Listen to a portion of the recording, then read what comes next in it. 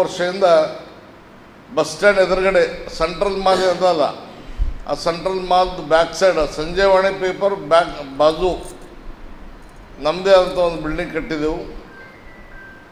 ಅದು 12ನೇ ತಾರೀಕಿಗೆ ಉದ್ಘಾಟನೆ ಮಾಡ್ತಾಯಿದ್ದೀವಿ.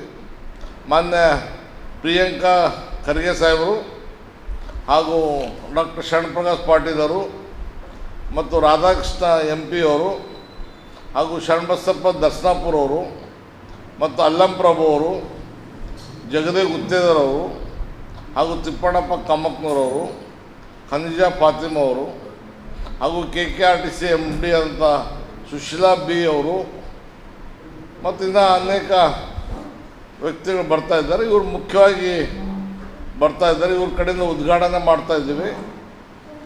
ನಮ್ಮಲ್ಲಿ ವಿಶೇಷ ಕಳಕಳಿ ಏನಂದರೆ ಆಕ್ಸಿ ಲೈಫ್ ಅಂತ ಆಸ್ಪತ್ರೆ ಇದೆ. ಇದ್ರ ಬಗ್ಗೆ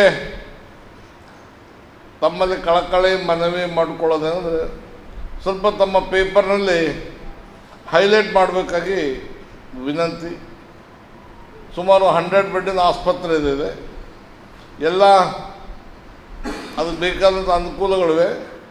ಇದರ ಬಗ್ಗೆ ನಮ್ಮ ಮಗಳು ಮತ್ತು ಅಳಿಯವರು ವಿಸ್ತಾರವಾಗಿ ಹೇಳ್ತಾರೆ.